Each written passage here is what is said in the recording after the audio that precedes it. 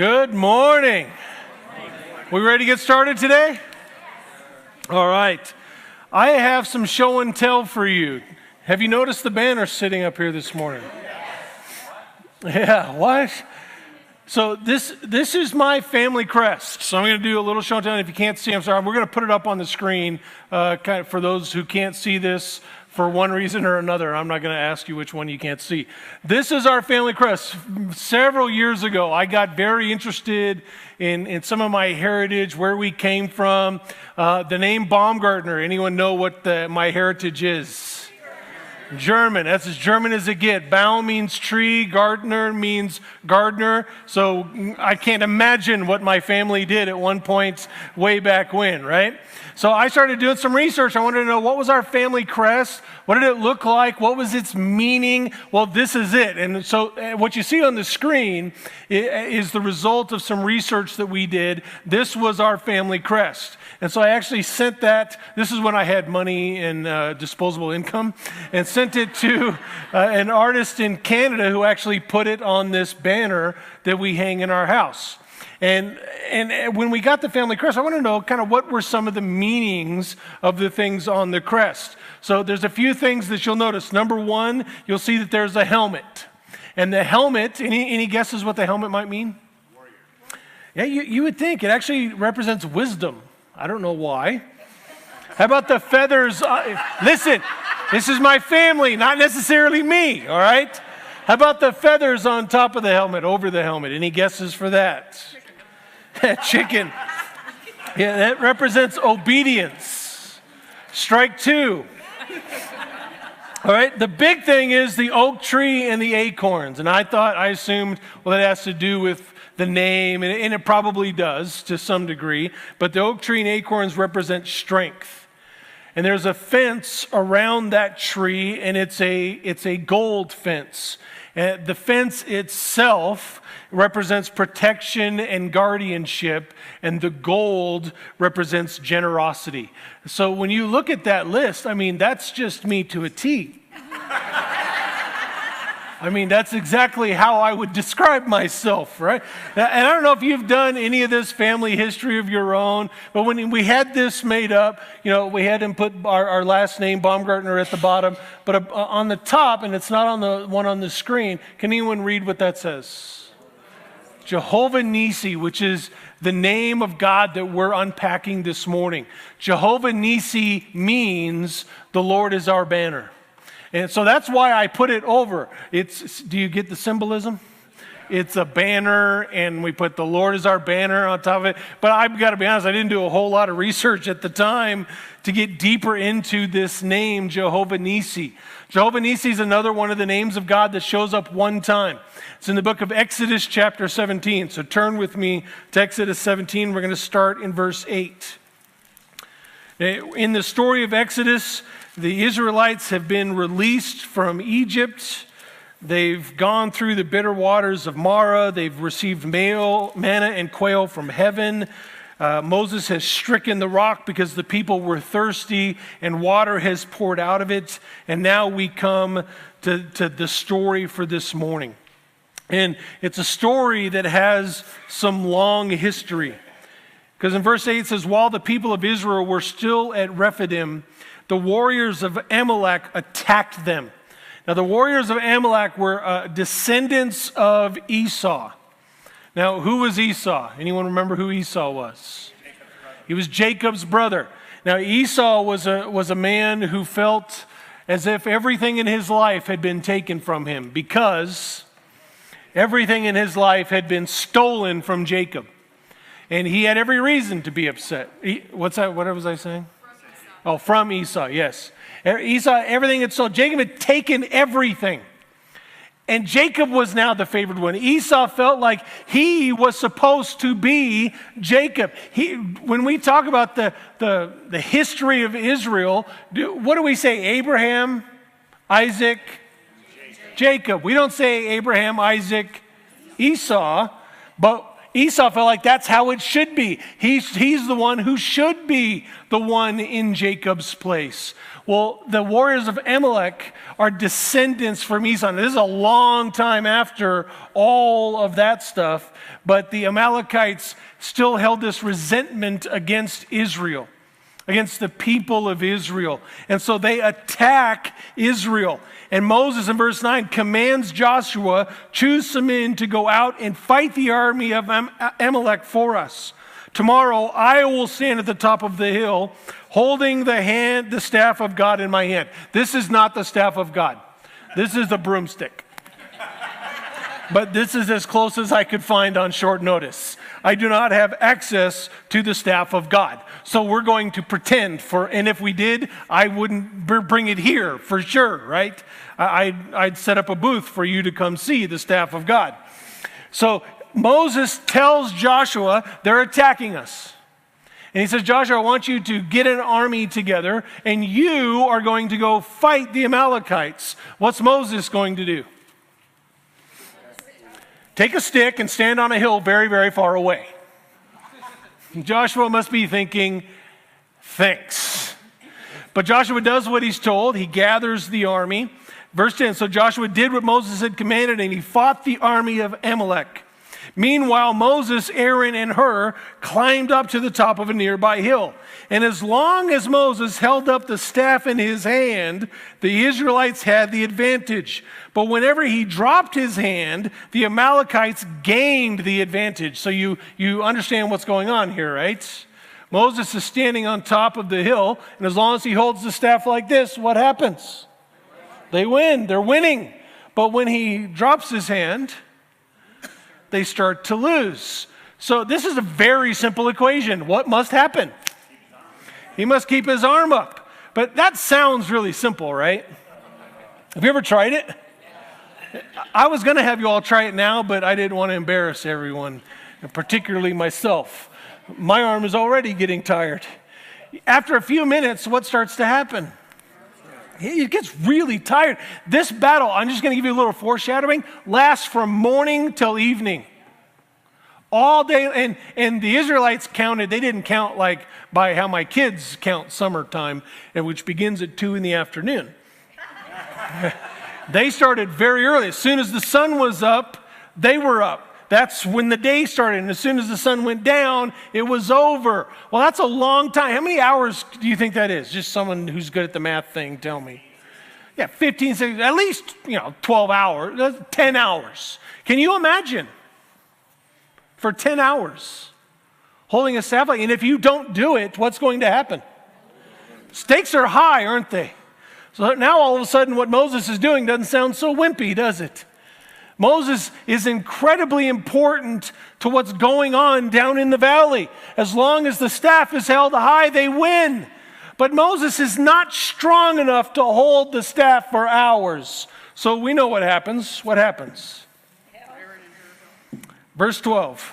Moses' arms soon became so tired, he could no longer hold them up. And I'm sure Moses played this game, right? I'll hold it this, and then I'll do this. And maybe I'll try, no, that's not good. He would do the switcheroo thing, but pretty soon it just gets old and it gets hard. He got so tired he couldn't even hold his arms up. So Aaron and Hur found a stone for him to sit on. Then they stood on each side of Moses, holding up his hands, so his hands held steady until sunset. That's an interesting image, isn't it? Now Moses is holding the staff, but he's not alone. What's happening? He's got help. Aaron is on one side and Hur is on the other. Moses isn't even standing anymore. What's he doing? He's sitting down holding the staff, because as long as the staff is up, they win. And Aaron and Hur are not going to let them lose. As a result, verse 13, Joshua overwhelmed the army of Amalek in battle. Now, can you imagine the conversation later that evening? Moses telling Joshua, well, it's a good thing I was holding the staff so you could win that battle. And Joshua saying, well, wait, time out. I was actually in the battle. You were holding a stick on a hill. Which one was the most important? Both of them were important. Now we know if the staff didn't hold up, what's going to happen? They're going to lose, but who was more important, Moses or Joshua? Yeah, neither. And Moses drives that point home. Verse 14. Have you noticed the name yet? No, we haven't gotten there. After the victory, the Lord instructed Moses, write this down on a scroll as a permanent reminder and read it aloud to Joshua. I will erase the memory of Amalek from under heaven. Woo. That's not good. Now, it took a while for that to happen, by the way. It took until King David shows up for this to actually happen. Verse 15 is important. Moses built an altar there and he named it Yahweh Nissi, or Jehovah Nissi, which means the Lord is my banner. And he said, they have raised their fists against the Lord's throne, so now the Lord will be at war with Amalek generation after generation. Jehovah Nissi, the Lord is our banner. And as I started to think about this name, I was like, man, okay, I kind of get the importance of it maybe in Moses' time. I mean, what kind of battle were Moses and Joshua and the people of Israel fighting? This isn't one of those trick questions. This is one of those easy questions. It was a physical battle. I mean, you can imagine it like if you were watching it on a TV screen. What was happening on screen? Yeah, there's advancing, going back and forth. What kind of weapons were they using? Yeah, probably swords, some sticks, some slings, some rocks, whatever they could use. This is primitive hand-to-hand combat. They don't have drones with someone sitting in the U.S. flying a drone thousands of miles away. This is face-to-face, hand-to-hand, in-your-face combat. And the stakes are high. It's not someone gets a boo-boo and runs home to mommy. People died. Lives were at stake. The nation of Israel was at stake. An entire generation of people were at stake. This is a real battle. So I get that God needed to be there to see them have victory. But we don't have that kind of battle anymore, do we? What kind of battles do we have? What's that? Guns? What's that? In our minds. We have battles of words, don't we? What other kind of battles do we have? What's the main battle you and I have? I heard someone say it. It's a spiritual battle. Ephesians 6 makes that very clear. Paul says we are not at war on the physical side of things. We're in a spiritual war. We battle against powers and principalities, not that we can even see. But let me ask anyone in this room, have you faced a battle this week of any kind? Have you faced maybe a spiritual battle this week? A financial battle? A relational battle? Have you faced a health battle of some sort or know someone who's going through any of those things? We are in a battle that is just as real and the stakes are just as high today as they were in Moses' day. So does Jehovah Nissi have any impact to us here and now? Does this name and what it represents and the character of it, does it mean anything for us now? I mean, are we fighting the Amalekites? No. Was Israel fighting the Amalekites? Yes and no, right? Physically they were, yes. But who was really fighting the battle? God was. And Moses wanted to drive that point home. He's saying the Amalekites have attacked us, but God will be against them generation after generation. They've picked the wrong battle. And I want to tell you, the enemy has picked the wrong battle with you and me. There are two important lessons that we gain out of this story, and they were important for Moses' day, but they're just as important for us to learn today. And I want to tell you, when I started thinking about these lessons, this is not my brilliance in understanding what's going on here. These are simple lessons for us. And individually, I think we understand them. But when we learn how to put these two lessons together, it makes all the difference for us in winning the battles we face every single day. Would you like to know what the two lessons are? Okay, let's discover it together. You can tell me the first lesson. What's the first lesson?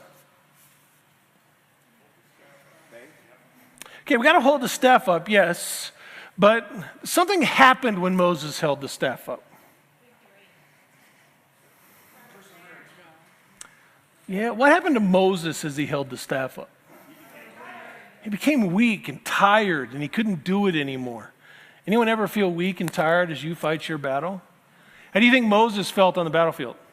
Or Joshua felt on the battlefield? Did Joshua ever get tired? You ever feel weak? Do you think Joshua ever felt like he was about to lose the battle?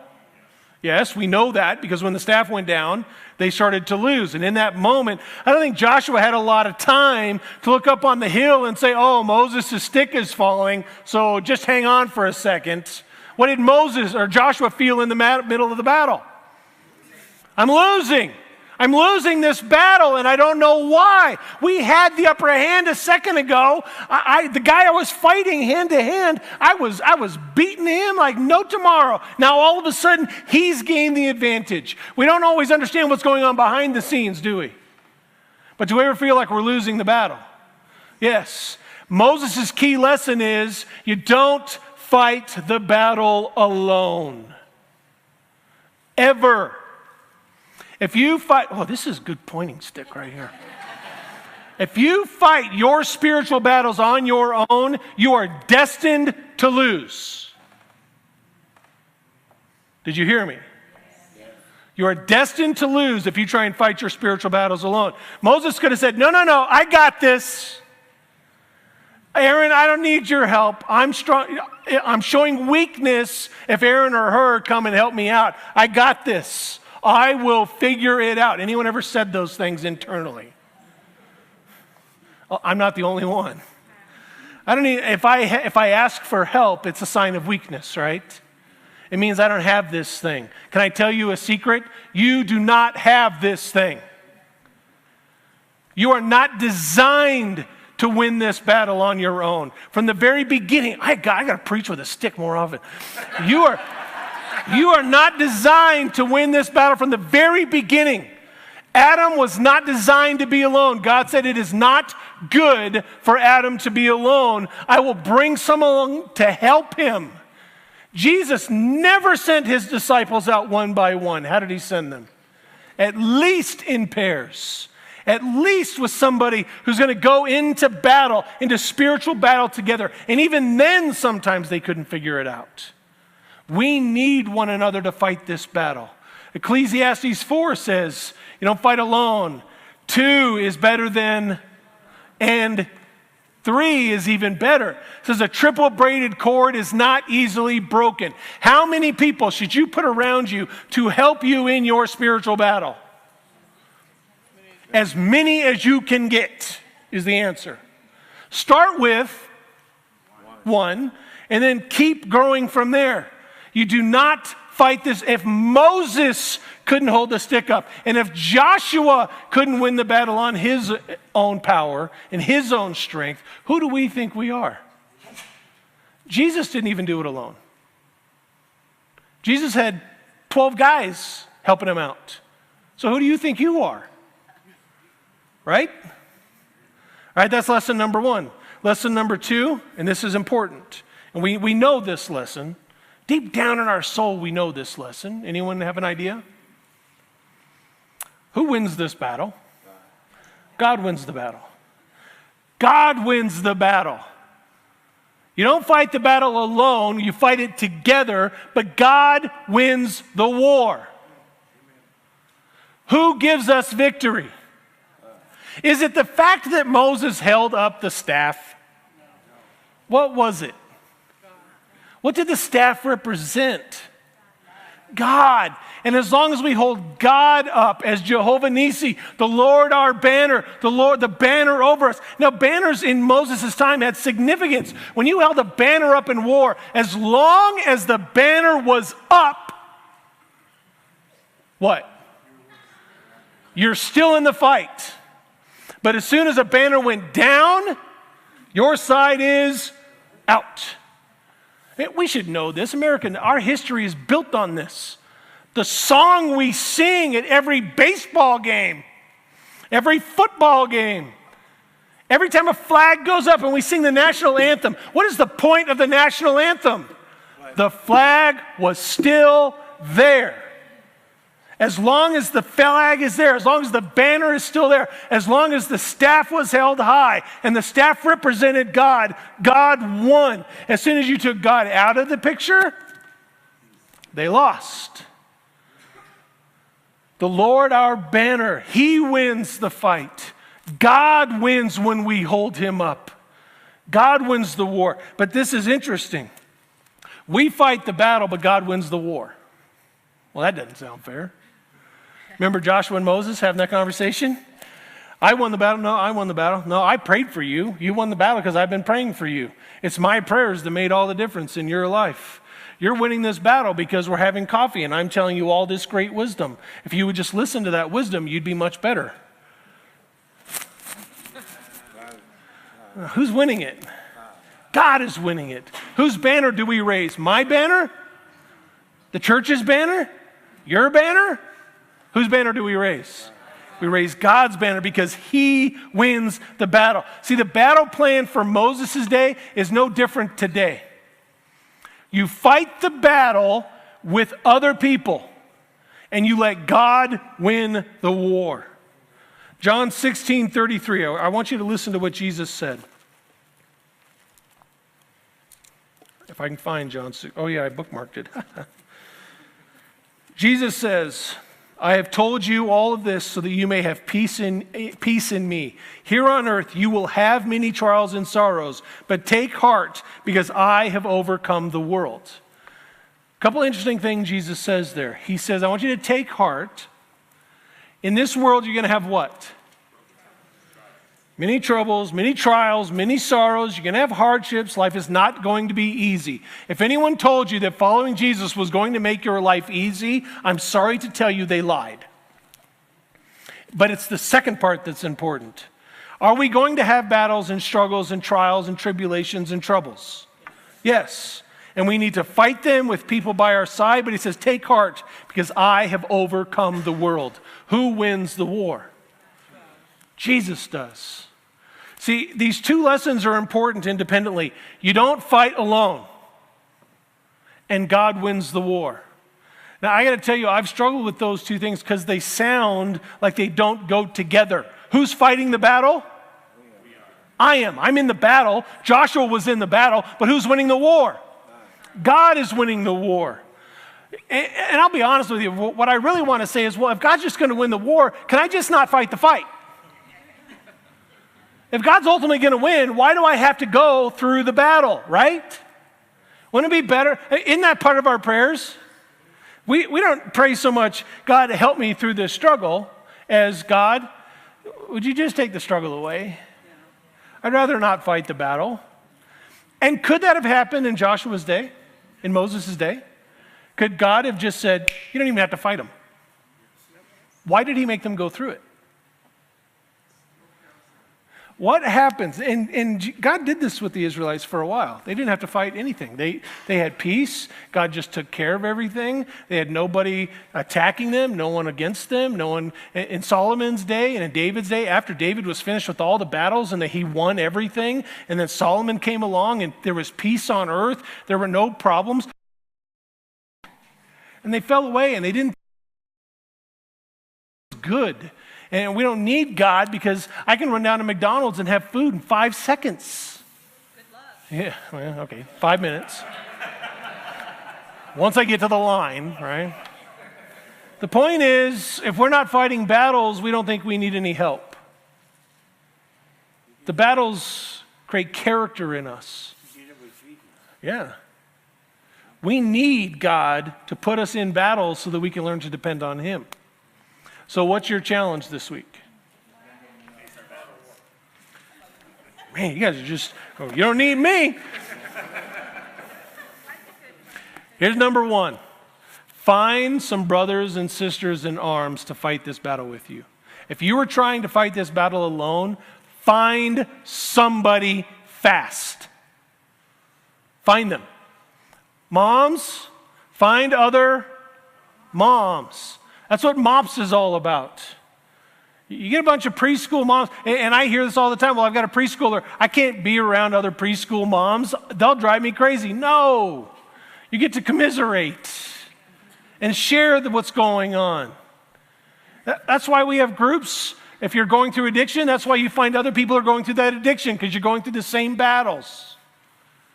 Find men, find other men. This is the hard one, guys, right?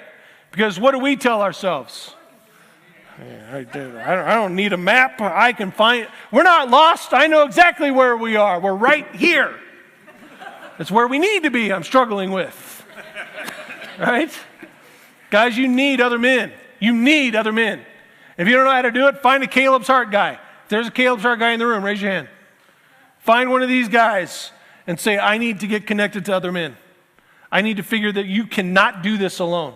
So find a brother or sister in arms. And number 2, raise the banner of Christ. Make sure he's the one winning your battle. He's already given you the victory, but you have to raise the banner of that victory. Make sure he's winning your wars, not you. How do you do that? Yeah, there's a lot of faith involved in that. It's about saying, I'm not the one who's going to win this battle. God is the one who's going to win this battle. I'm going to fight it, but he's going to win it. And I'm going to give him the glory. I'm going to give him the victory, which was what Moses was doing, wasn't he? He said, I'm building this altar, and I'm naming it Jehovah Nissi so that we will remember that we don't win our battles, God does. By the way, we have a whole other stick we put up on the wall. That's the banner. Jesus Christ is our banner because he's won the victory already. You don't believe me? Go read the end of the book. All we're trying to do is get there with all the strength and courage and faith and hope that we can and drag everyone along with us we can. Amen? Let's stand and pray. Father, I thank you that you are Jehovah Nissi. You are the Lord, our banner. And you, as long as we keep you raised, you give us the victory as we're in the valley fighting our battles, our very real spiritual battles. Father, I know there are people in this room right now who are fighting battles that they feel like they're losing. They're fighting battles like they're not even sure that it's even worth fighting anymore because they just lose. And every time they try and do something different or something new or do the same old thing, they get the same old results. Father, I pray that you'll help us turn our attention to this battle plan, that we never fight alone and we raise the battle of your victory. Independently, those are important things. When we put them together, when we fight together and together we raise the banner of Christ's victory, nothing, your word promises, nothing can stand against us. Father, let us hold that true. Let us apply that truth in our life to find men or women that will come alongside us and fight this battle with us, and then to raise the banner of your victory over whatever battle we're facing. Father, I pray that everyone in this room will apply those lessons. And as we walk through these doors, we'll have a new sense of hope, a new sense of freedom, a new sense of joy, and a new sense of victory. Because you did not create us to be defeated. You created us to win this battle against the enemy that is fighting for our very souls. Father, give us that hope and victory. And all God's people said, amen. Go fight your battles. God bless you.